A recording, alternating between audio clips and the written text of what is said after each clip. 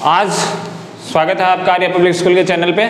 आज अपना जो टॉपिक है वो है इंटीग्रेशन, समाकलन। वैसे जैसा कि मैं आपको पहले बता चुका हूं, दो टॉपिक है अवकलन और समाकलन, डिफरेंशिएशन और इंटीग्रेशन। डिफरेंशिएशन और इंटीग्रेशन दोनों ही अगर देखें तो 11th और 12th दोनों के लिए मोस्ट इंपोर्टेंट है, बट हम शुरू कर रहे हैं 11th वालों के लिए। 11th के लिए इसलिए शुरू कर रहे हैं क्योंकि 11th वालों को अपने को जानना है कि फिजिक्स को कैसे पढ़ते हैं, कैसे इसको सोल्व करते हैं, इसकी डेरिवेशन, और इसकी डेरिवेशन को सोल्व करने के लिए दोनों चीज बहुत मोस्ट इंपोर्टेंट होती है। हालांकि ये टॉपिक अगर बेसिकली देखें तो मैथमेटिक्स से बिलोंग करते हैं, लेकिन इनको हमें फिजिक्स में भी स्टडी करना पड़ता है। तो हमने कल देखा था, हमने लास्ट के दो वीडियो में हमने डिफरेंशिएशन को देखा है। दो वीडियो बने डिफरेंशिएशन के, एक लगभग 52 मिनट्स का है एंड दूसरा वाला वीडियो है वो है 18 या 19 मिनट का है। तो आज का जो अपना वीडियो है वो है इंटीग्रेशन का। ये इंटीग्रेशन का जो लेक्चर है अपना, वो इंटीग्रेशन का लेक्चर सबसे पहले अपन ये जानेंगे कि इंटीग्रेशन होता क्या है, इंटीग्रेशन की नीड हमें क्यों पड़ी, हमें इंटीग्रेशन की आवश्यकता क्यों पड़ी, वो हम देखेंगे। तो ध्यान देना बच्चों, जैसा कि आपको पता है कि हम क्या करते थे, जैसे मान लिया कि s बराबर टी स्क्वायर, s बराबर क्या है टी स्क्वायर। ये s क्या है बच्चों, ये s है डिस्टेंस। क्या है s डिस्टेंस को डिनोट कर रहा है, t क्या कर रहा है, टाइम को डिनोट कर रहा है। अब डिस्टेंस और डिस्टेंस ऑब्वियस सी बात है टाइम का फंक्शन है, कोई दिक्कत नहीं है। अगर हमें वेलोसिटी निकालनी हो, अगर हमें कोई कह दे कि इससे आप वेलोसिटी वेग को फाइंड आउट करो, ये दूरी है, ये समय है, और इससे कह दे वेग को फाइंड आउट करो, तो हम इसका क्या कर सकते हैं, टाइम के साथ डिफरेंशिएशन कर सकते हैं, और हमारे पास ds/dt क्या आ जाती है, वेलोसिटी आ जाती है, और वेलोसिटी आ जाती है 2t। ये हम निकाल सकते हैं, ये हम वेग का मान निकाल सकते हैं बाय डिफरेंशिएशन। बट अगर हमें कोई ये कह दे कि आपको दिया हुआ है v बराबर टी क्यूब प्लस 1 दिया हुआ है, आपको कितना दिया है, v बराबर टी क्यूब प्लस 1 दिया गया है, और फिर आपको डिस्टेंस को फाइंड आउट करना है कि डिस्टेंस कितनी है। आपको वेलोसिटी को दे दिया है कि वेलोसिटी यहां फंक्शन है टाइम का, वेलोसिटी समय का फलन है, फिर आपको कह दे कि डिस्टेंस को फाइंड आउट करो। तो हम कैसे फाइंड आउट करेंगे और क्या इसकी मेथड होगा, ये जो आंसर है, ये आंसर देता है हमारा इंटीग्रेशन, क्योंकि ये जो फिनोमिना सोल्व होगा वो होगा बाय इंटीग्रेशन। इंटीग्रेशन के द्वारा इसको हम सोल्व कर पाएंगे। ध्यान से सुनना, अगर हमें सिंपल ये दिया हो कि अपने को डिस्टेंस दे दी और हमें क्या फाइंड आउट करना है, वेलोसिटी फाइंड आउट करना है, तो हम डिस्टेंस को डिफरेंशिएट कर सकते हैं with respect to time. Time के साथ इसका अवकलन निकालेंगे तो हमें वेलोसिटी फाइंड आउट हो सकती है। बट अगर हमें वेलोसिटी दे दी जाए v बराबर टी क्यू प्लस 1 और फिर हमें डिस्टेंस को फाइंड आउट करना कहे, तो हम क्या करेंगे, फिर हमें अगर डिस्टेंस को फाइंड आउट करना कहे तो बच्चों we have to do integration, we have to do integration this function. और व्हाट इज इंटीग्रेशन, या कैसे हम इंटीग्रेशन को करेंगे उसको हम पढ़ेंगे। अब आगे बात समझ में, इसका मतलब क्या हुआ, इसका मतलब ये हुआ integration is the reverse process of the differentiation. क्या हुआ, integration is the reverse process of differentiation of differentiation. समाकलन क्या है, अवकलन की व्युत्क्रम प्रक्रिया है, अवकलन की जस्ट उल्टी वाली प्रक्रिया है। जिस चीज का अवकलन करके जो चीज आती है, आने वाली चीज का समाकलन करो, वापस वही चीज आएगी जिसका आपने अवकलन किया है। देखेंगे हमें भी फॉर्मूलाज में आपको बाकायदा दिखेगा कि जैसा कि हमने फॉर्मूला बता रहे थे अवकलन के, वैसा की वैसा वापस ये समाकलन के फॉर्मूले भी पुट हो रहे हैं। दोबारा से सुनना, integration is the reverse process of the differentiation. समाकलन अवकलन की एक उल्टी प्रक्रिया है या व्युत्क्रम प्रक्रिया है। चलो इसको थोड़ा सा और आगे समझते हैं कि समाकलन क्या होता है। अभी हमने एक एग्जांपल से देखा, अब और आगे समझते हैं। देखना बच्चों, समाकलन का मतलब होता है, इंटीग्रेशन का मतलब होता है योग। समाकलन का अगर वैसे देखें तो होता है एडिशन, योग होता है बच्चों, एडिशन होता है, योग करना होता है कोई चीज का। जैसे मान लिया कि आपके पास कोई एक ग्राफ है, ये कोई एक ग्राफ है, अब आपको कह दे ये O, ये A और ये B। अब आपको कह दे कि OAB का एरिया निकालो। OAB का मतलब कौन सा एरिया, ये जो शेडेड पार्ट है ये निकालना है अपने को, ये शेडेड पार्ट निकालना है। अब इस शेडेड पार्ट को निकालने के लिए आप क्लियरली देख रहे हो कि एक चीज दिखाई दे रही है कि ए बी एक ट्राइंगल बन रहा है, ओ ए बी क्या बन रहा है, एक ट्राइंगल बन रहा है। ओ ए एक ग्राफ है, ओ ए एक स्ट्रेट लाइन है, स्ट्रेट लाइन है जो कि वाई और एक्सिस के बीच एक ग्राफ को डिनोट कर रही है। इस ग्राफ और एक्स एक्सिस के मध्य का जो बीच का जो एरिया है वो ये है, वहां एक ट्राइंगल बन गया। और ट्राइंगल का एरिया आप इजीली कैलकुलेट कर सकते हो, ट्राइंगल का एरिया आप इजीली कैलकुलेट कर सकते हो, क्योंकि आपके पास फॉर्मूला होता है half into base into height. ये आपके पास फॉर्मूला होता है क्लियरली, 1/2 गुणा आधार गुणा ऊंचाई।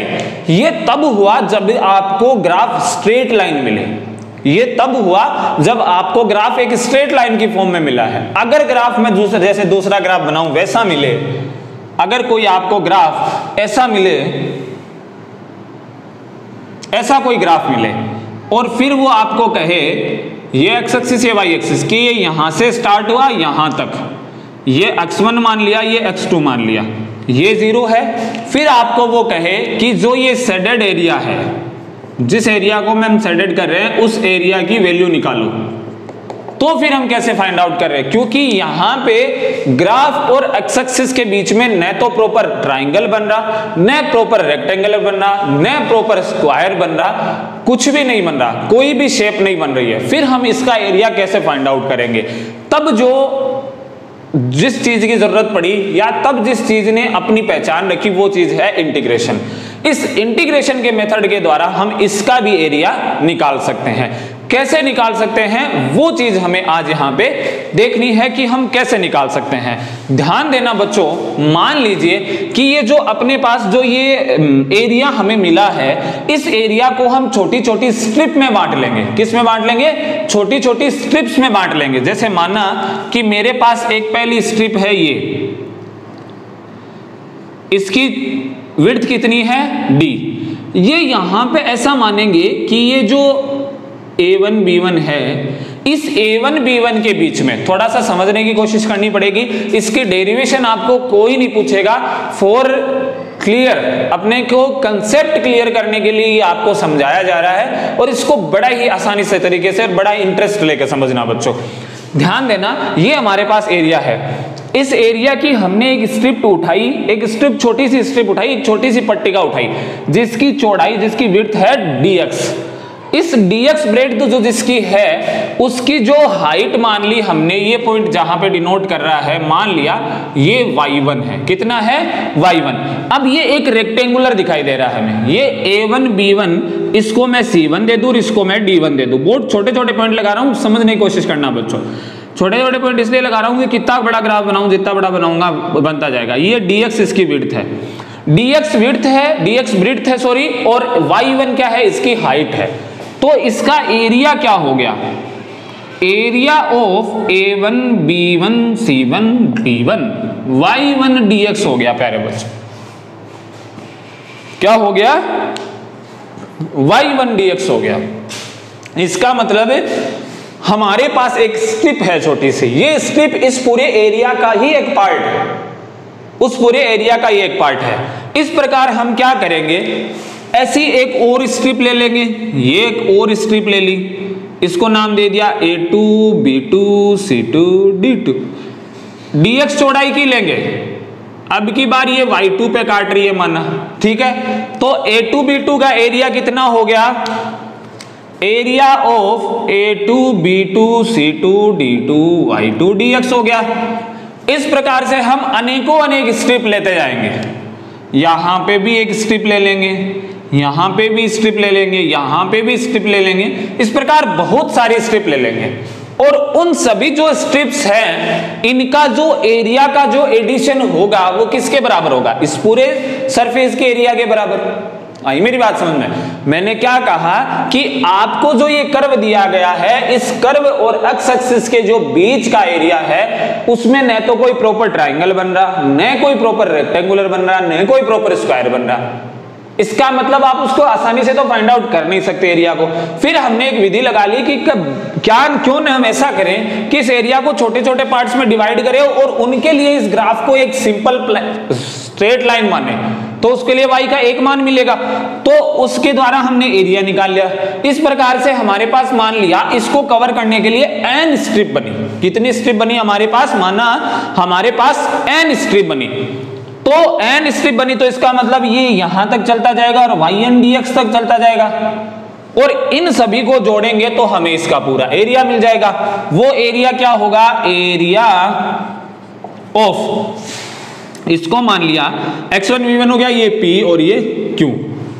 Area of x1 x2 q और p बराबर कितना होगा? समीशन i बराबर 1 से लेकर n तक yi और dx, क्योंकि y तो अलग चल रहा है, dx तो ब्रेड तो हमने एक ही रखी है सबकी, जितनी भी स्ट्रिप ली है उन सबकी ब्रेड तो हमने एक ही रखी है dx, और उन सभी को हम आगे लेते चलते गए। माना कि हमने मान लिया कि हमारे पास कितनी स्ट्रिप बनी है? n स्ट्रिप बनी है। जब हमारे पास n स्ट्रिप बनती है बच्चों, तो n स्ट्रिप बनी है तो हमने इसको कर लिया कि n स्ट्रिप बनी है तो इन सारे स्ट्रिप्स का जो एरिया होता है उनको आप जोड़ लो, और उनको आप जैसे ही जोड़ोगे तो आपको जो बोर्ड पे शेडेड एरिया दिखाई दे रहा है उसका एरिया निकल जाएगा। आई मेरी बात समझ में? फिर जब ये जाना कि हमने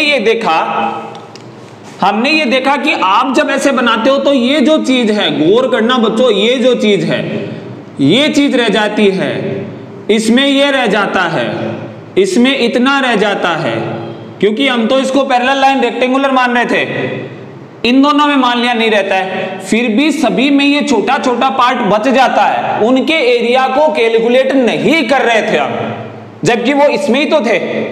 तो क्या हुआ? साइंटिस्ट ने ये बताया कि अगर आपको इनको भी कैलकुलेट करना है, जो ये बच रहे थे छोटे छोटे ऐसे ट्राइंगल से बच रहे थे, ऐसे छोटे छोटे ट्राइंगल से बच रहे थे, ये जो बच रहे थे इन सभी को अगर कैलकुलेट करना है तो आप इस समीशन को इस चीज से रिप्लेस कर दो और इसका x1 से x2 तक लिमिट लगा दो, क्योंकि हमारा एरिया कहां तक स्प्रेड है?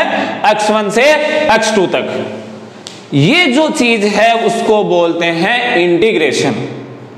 Integration of y with respect to x from limit x1 to limit x2।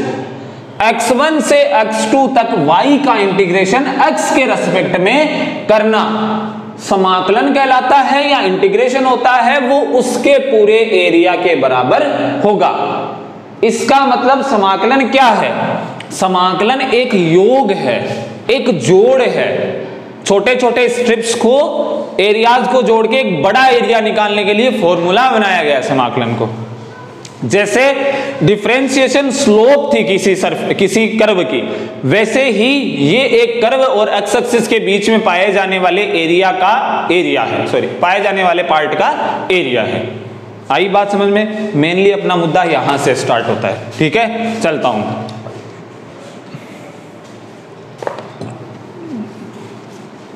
Main अपना मोटिव स्टार्ट होता है नीचे वाले पार्ट से, उसको उठाता हूं। बच्चों वीडियो को देखना एक दो बार, चीज समझ में आ जाएगी, एकदम क्लियर। वर्ड्स को पकड़ना आप। हमारे पास ये चीज आई x1 से x2 तक y dx, ये उसका पूरा एरिया था। इसको क्या बोलेंगे? इंटीग्रेशन समाकलन of y with respect to x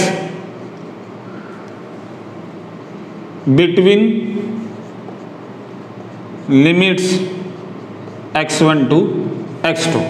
x1 और x2 के बीच की एक लिमिट है, उसके बीच में इंटीग्रेशन है y का, किसके रेस्पेक्ट में? x के रेस्पेक्ट में। ये फिनोमेना है, इसको बोलते हैं डेफिनेट इंटीग्रेशन।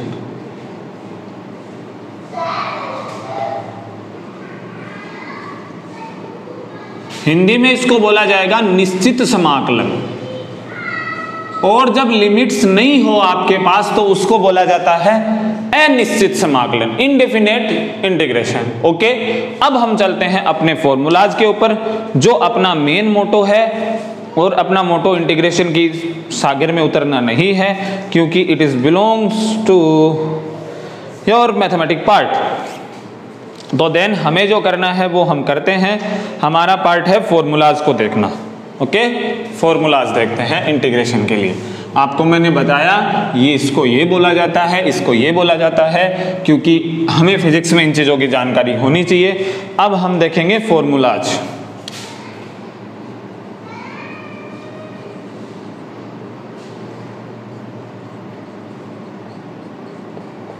उतारते जाना वन बाय वन।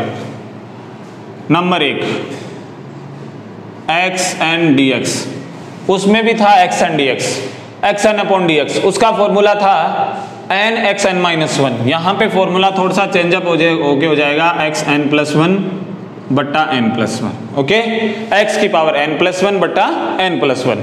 इसके ऊपर थोड़ा सा अपन कर लेते हैं सवाल। माना कि आपके पास हो x cube D x, x cube D x हो, एन का मान कितना है 3, तो क्या करेंगे एक्स की पावर 3 प्लस 1 अपॉन 3 प्लस 1 बराबर एक्स की पावर 4 अपॉन 4। ये अपना सिंपल रिजल्ट आ जाएगा बच्चों, कुछ भी नहीं है। आप केवल ध्यान दो फॉर्मूलाज के ऊपर, फॉर्मूलाज को रट लो, एकदम सूत्रों को एकदम रट लो कि नींद में कोई उठाए तो आपको याद आ जाए।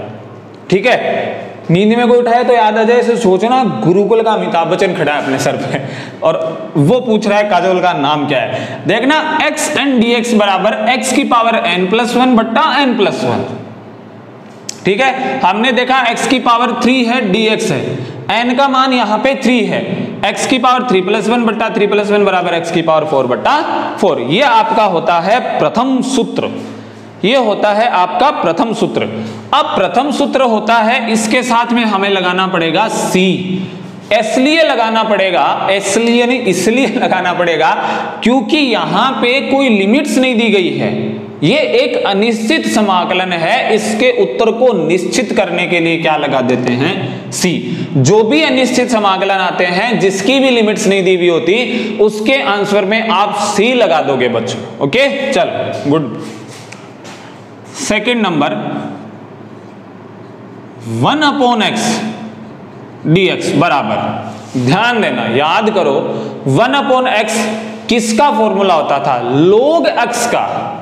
मिटा के यहां पे बताता हूं, अगर इसका डिफरेंशिएशन निकालते थे आप log ex तो आपके पास आता था 1 अपॉन एक्स। और मैंने लिखा है कि integration is the reverse process of the differentiation, समाकलन अवकलन की एक व्युत्क्रम प्रक्रिया है। तो 1/x का समाकलन कर रहे हैं तो ये आ जाएगा log ex, बोलो कोई दिक्कत ही नहीं। ये यहां लिख दो log ex plus c. Okay, कोई कोष्टक लगाने की जरूरत नहीं, x प्लस सी। ठीक है बच्चों, अब फॉर्मूला नंबर 3, e की पावर x dx, तो e की पावर x प्लस सी, उसमें भी यही होता था, कोई नई कहानी नहीं है। फिर क्या होता है, फिर होता है बच्चों ट्रिग्नोमेट्री में चलते हैं अपन, ट्रिग्नोमेट्री में चलते हैं। इन तीनों फॉर्मूलाज को याद करो, मिटाता हूं। अब अपन चलते हैं ट्रिग्नोमेट्री के फॉर्मूलाज के ऊपर। बहुत सिंपल प्रोसेस है, कोई ज्यादा हार्ड प्रोसेस है नहीं, क्योंकि हम मैथमेटिक्स के पॉइंट ऑफ व्यू से नहीं पढ़ रहे हैं, फिजिक्स के पॉइंट ऑफ व्यू से पढ़ रहे हैं। Then integration is and differentiation is also very easy process from the point of view of physics. चलो अपन चलते हैं साइन एक्स डी एक्स। वहां पे साइन एक्स का होता था कोस एक्स, और वहां पे कोस एक्स गंदा था जो कि माइनस कर देता साइन ए। यहां पे साइन एक्स गंदा होगा जो कि क्या कर देगा, minus cos x plus c. Okay, फिर वही वापस कोस एक्स डी एक्स, ये कर देगा sine x plus c. Okay प्यारे बच्चों, फिर आएगा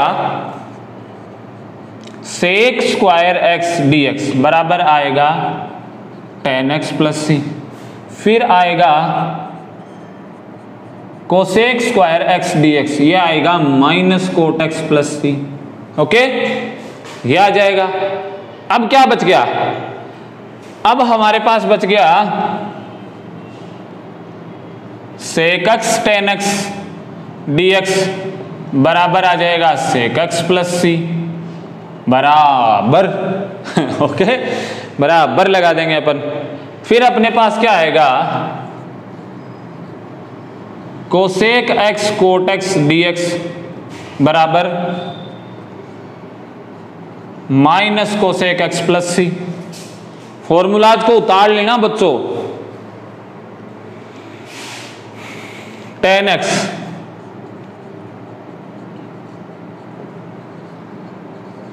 log sec x plus c, ओके। कोट एक्स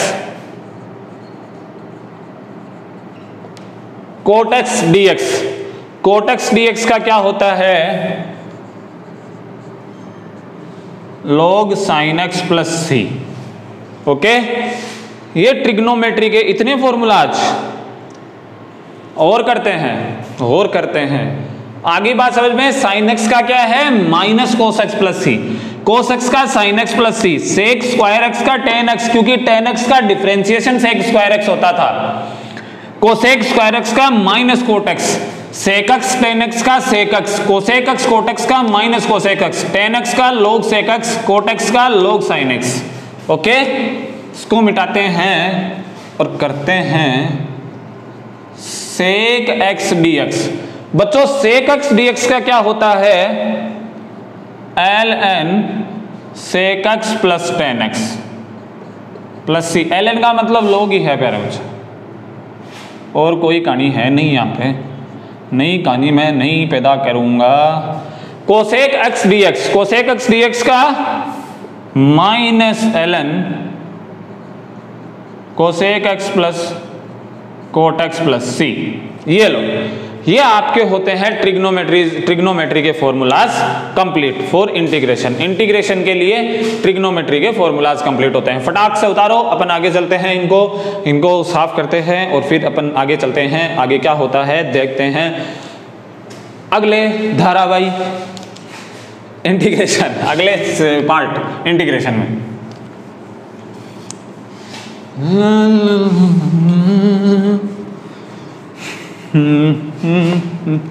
ये अपने फॉर्मूलाज पूरे होते हैं फॉर इंटीग्रेशन। अब अपन करते हैं कुछ एक सवाल करने के बाद अपन करते हैं इंटीग्रेशन को थोड़ा सा आगे बढ़ाएंगे। इंटीग्रेशन की थोड़ी सी क्रिटिकल प्रोसेस निकालेंगे कि क्रिटिकल प्रोसेस अगर हो तो इंटीग्रेशन में क्या होगा हमारे लिए। जैसे कोई ज्यादा दिक्कत वाली बात नहीं है। अपन फर्स्ट सवाल करते हैं इसका, ये सवाल करते हैं अपन। मान लीजिए कि आपके पास ये आए एक्स स्क्वायर dx, फर्स्ट से 2 तक इसका इंटीग्रेशन निकालो, तो आप कैसे निकालोगे? वही x की पावर n+1 तो 2+1 बट्टा 2+1, लिमिट है इधर 1 से लेकर इधर 2 तक, कोई दिक्कत नहीं। ये इसको बोलते हैं अपर लिमिट, ऊंची वाली सीमा।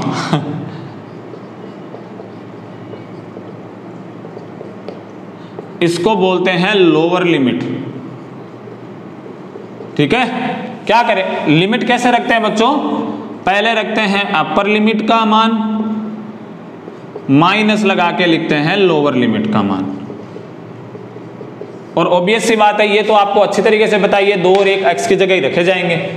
फिर मान क्या आया? फिर मान आया x³ बट्टा 2 और 1 3, 1 से लेकर 2 तक।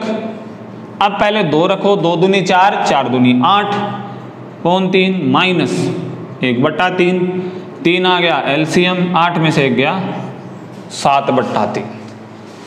ये अपना आता है इसका आंसर, इसका उत्तर आता है अपने पास, ओके। अब अपन करते हैं आगे।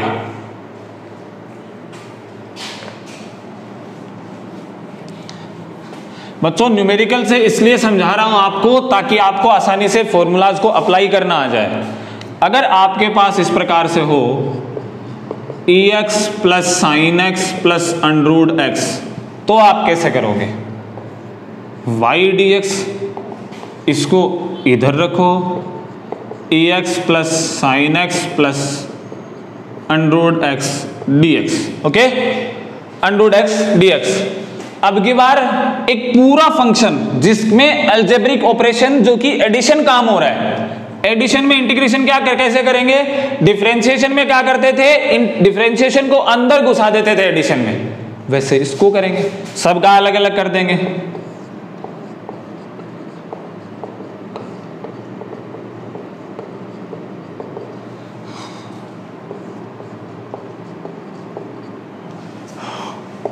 इसका इंटीग्रेशन आपको अभी फॉर्मूला बताया है सिंपल, साइन एक्स गंदा आदमी ठीक, साइन एक्स क्या कर देता है minus cos x plus under root x है, ये एक्स की पावर 1/2 है बच्चों, तो x की पावर 1/2 +1, नीचे भी हाफ +1, ये ऐसे कैसे रहेंगे ex minus cos x plus x की पावर 3/2/3/2, ये लो जी अपना आंसर।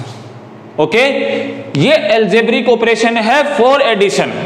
एडिशन में जब इंटीग्रेशन की बारी आए तो इंटीग्रेशन अंदर घुस जाता है और जितने भी वेरिएबल्स होते हैं उन सबका बारी बारी से इंटीग्रेशन कर देता है जैसे डिफरेंशिएशन करता था। ओके, अब अपन चलते हैं अलजेब्रिक ऑपरेशन ऑफ मल्टीप्लिकेशन, इसमें डिवाइडेशन। जैसे हमने वहां दो रूल रखे थे u डॉट v और u/v, इसमें u/v वाला कोई रूल नहीं बनेगा, ये बनेगा, ये जो मैं आपको अभी बता रहा हूं वो बनेगा। इसमें u डॉट v वाला रूल भी थोड़ा सा डिफिकल्ट है, u/v वाला तो बनना ही नहीं है इसमें। बढ़िया रहा सर, एक तो कम किया आपने, चलो भाई कोई दिक्कत नहीं, पर गुरुकुल के रूल कम नहीं होंगे।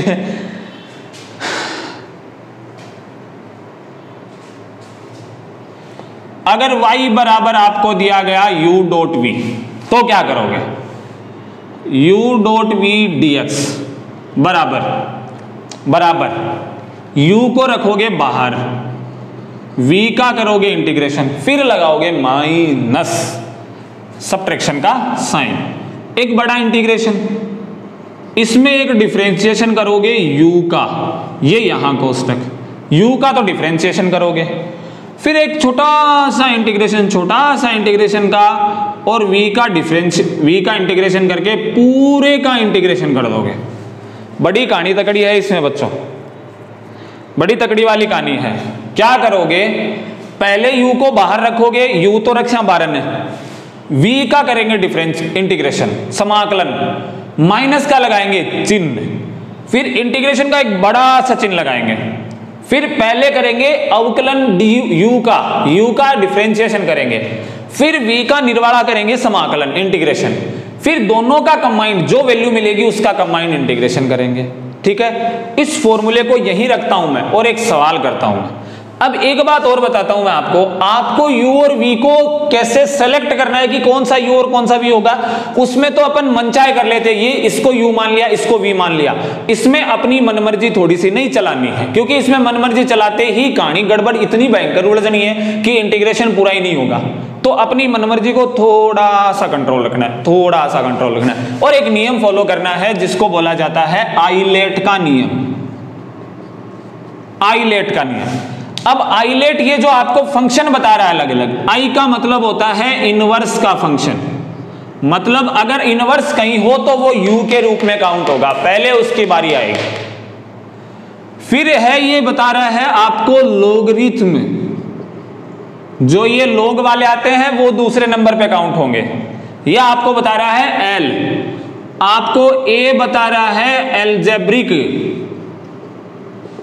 अगर कोई बीजगणित वाला प्रोसेस हो तो वो, फिर आपको टी बता रहा है ट्रिग्नोमेट्रिक फंक्शन हो तो वो इसके बाद काउंट होंगे। ये ई बता रहा है आपको एक्सपोनेंशियल, ये बता रहा है आपको एक्सपोनेंशियल। ध्यान देना, दोबारा से एक बार सोचो, आइलेट क्यों लिखा है, ये इसलिए लिखा है ताकि आपको वो क्रम पता चले जिस क्रम में हमें u और v को पहचानना है। ऐसे नहीं है डिफरेंशिएशन की तरह क्या जिसको मन चाहे उसको u मान लिया, जिसको मन चाहे उसको v मान लिया, ना जी ना, मैं नहीं चलूंगी इस साथ। आइलेट का मतलब होता है, आई का मतलब होता है इनवर्स, व्युत्क्रम फंक्शन होते हैं। जैसे कि आ जाए मान लिया साइन इनवर्स x, ये होते हैं इनवर्स फंक्शन, यहां इनवर्स व्युत्क्रम। L का मतलब लोगरिथम, लोग वाले फंक्शन। A का मतलब algebraic simple x³ x² x5 ये वाले फंक्शन। T का मतलब होता है trigonometric sine x cos x। E का मतलब होता है एक्सपोनेंशियल। अब करवाता हूं एक न्यूमेरिकल, ये फॉर्मूला ये प्रिंसिपल काम आएगा। एक न्यूमेरिकल करते हैं अपन। जैसे मान लिया कि आपको करना हो x sin x dx, तो सबसे पहले u को पहचानो। x क्या है? x है अलजेब्रिक फंक्शन, स्पेलिंग में गलती हो तो पकड़ना मत। साइन x क्या है? Trigonometric function. पहले कौन सा आना है? अलजेब्रिक, फिर क्या आना है? ट्रिग्नोमेट्रिक। इसका मतलब x तो रोल निभाएगा u का, साइन x रोल निभाएगा v का। x किसका रोल निभाएगा? u का। साइन x किसका रोल निभाएगा? v का। दोबारा बता देता हूं, x क्या है? अलजेब्रिक, पता है हमें, ये बीजगणित है, अलजेब्रिक है। अलजेब्रिक ट्रिग्नोमेट्री से पहले आ रहा है, आइलेट में देखो, फिर आई है ट्रिग्नोमेट्री, तो ट्रिग्नोमेट्री को v मान लिया हमने। अब अपना ऊपर वाले रूल को हम करते हैं फॉलो, अनुसरण करते हैं। ओके, चलो सबसे पहले क्या लिखेंगे? u को बाहर, u कौन है? x, समाकलन किसका? v का। ये लो साहब साइन x का समाकलन, माइनस लगाओ, फिर इसका अवकलन करो तो dx अपॉन dx, ये लो, फिर क्या करो? इंटीग्रेशन करो साइन x का, ये साइन x का, फिर जो वैल्यू मिले इसका पूरे का इंटीग्रेशन कर दो। ओके, ये साइन x, वही ना आदमी, साइन x का अवकलन समाकलन कितना आ जाएगा? cos x minus dx upon x, x का डिफरेंशिएशन क्या होता है? 1, पता है हमें सर, ये 1 डॉट साइन x का इंटीग्रेशन माइनस cos x, तो minus minus plus 1 dot cos x, इसका कर देंगे इंटीग्रेशन। cos x का इंटीग्रेशन क्या होता है? प्लस का साइन x, तो x cos x plus sign x। ये थोड़ी सी मोटी प्रक्रिया होती है। मोटी प्रक्रिया का मतलब ऐसे मोटी नहीं, ऐसे मोटी, ठीक है, मोटी प्रक्रिया होती है, मतलब थोड़ी लंबी प्रोसेस है। लंबी प्रोसेस। अभी यहाँ पे मैंने केवल एक सिंपल क्वेश्चन लिया है, सिंपल क्वेश्चन लिया है तो झटाक से सवाल हो गया अपना। थोड़ा सा लॉन्ग क्वेश्चन आ जाए थोड़ा सा डिफिकल्टी होती है, बट कोई दिक्कत नहीं, चलते जाओ, इस फॉर्मूले से एकदम आराम से हो जाएगा। क्या किया हमने पहचाना कौन u है कौन v है, हमने इनका रूप पहचाना पहले, साइन x का इंटीग्रेशन, फिर x का डिफरेंशिएशन, फिर साइन का अपना निर्वाला इंटीग्रेशन, फिर दोनों का कंबाइंड इंटीग्रेशन। दोनों को हमने इस प्रकार से, ये डॉट है बच्चों, माइनस नहीं है, डॉट है, डॉट 1 डॉट cos x, क्योंकि x का डिफरेंशिएशन आता है 1, साइन x का आता है माइनस cos x, ये माइनस को बाहर लिया है, प्लस हो गया cos x का इंटीग्रेशन साइन x। एक और करवाता हूं सवाल, फॉर्मूले को नहीं मिटाऊंगा, फॉर्मूले में अप्लाई करना सिखाऊंगा।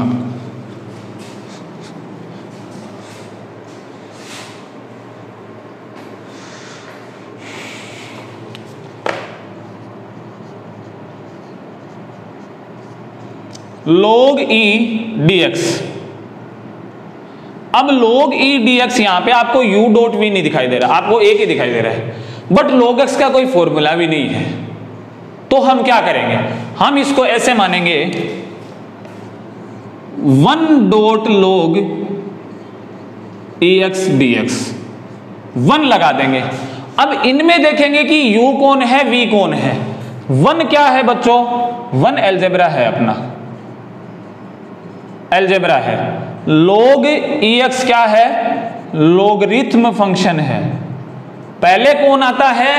लोगरिथम, फिर क्या आता है? अलजेब्रा। तो अब की बार ये तो भूमिका निभाएगा v की और ये भूमिका निभाएगा u की, वही प्रोसेस, लग जाओ दड़ादड़। u को बाहर, log ex बाहर, इंटीग्रेशन v dx, v क्या है? 1 डॉट dx माइनस, लगाओ इंटीग्रेशन बड़ा सा, u का डिफरेंशिएशन, log का डिफरेंशिएशन, वो तो आता है सर हमें, अरे आता तो आपको सब कुछ है, बड़ा सा इंटीग्रेशन, बड़ा वाला कोष्टक, फिर इंटीग्रेशन करना है इसका 1 डॉट dx, फिर कंबाइन इंटीग्रेशन करना है। ओके, करते हैं। log ex, 1 का समाकलन होता है x, क्योंकि 1 की जगह x की पावर 0 होती है, क्योंकि x की पावर 0 का मतलब 1, x की पावर 0 प्लस 1, नीचे 0 प्लस 1 तो 1, तो ये हो गया log ex dot x minus log x का समाकलन क्या होता है, सॉरी अवकलन 1 अपॉन x होता है, पता है, डिफरेंशिएशन करके आए हैं, इंटीग्रेशन 1 का x dx, x से x कैंसिल आउट, वापस क्या बचा? 1, वापस 1 का इंटीग्रेशन क्या आ गया? x, log x log x लगा देता हूं माइनस x, ये अपना हो गया answer. log x log ex minus x simple function है बच्चों, u डॉट v वाला रूल याद रखना है। क्वेश्चन करते जाओ, अगर कोई क्वेश्चन नहीं आए तो जरूर कमेंट बॉक्स में लिखना, अगर इसमें से भी कोई भी प्रोसेस नहीं आए तो जरूर कमेंट बॉक्स में या फिर व्हाट्सएप नंबर पे जरूर अप्लाई करना। बात ये है इंटीग्रेशन के इतने ज्यादा प्रोसेस अपने पास है नहीं, इतने ज्यादा फॉर्मूलाज अपने फिजिक्स में नहीं है नहीं। पॉइंट ऑफ व्यू फिजिक्स से हमने देख लिया इंटीग्रेशन को पूरा, इंटीग्रेशन के जितने भी रूल थे मैंने आपको करा दिए सारे। अब बात है इनको अप्लाइड करने की, तो मैं आपको डिफरेंशिएशन और इंटीग्रेशन के क्वेश्चंस की सीट आपके व्हाट्सएप पे अपलोड कर दूंगा। जिसको भी इंटीग्रेशन और डिफरेंशिएशन के जो भी वीडियो देख लिए हैं अपलोड करने के बाद वो उनको हल करना और वापस मेरे को अपनी आंसर शीट जरूर सेंड करना। तब तक स्टडी करते रहो। Best of luck, thank you so much.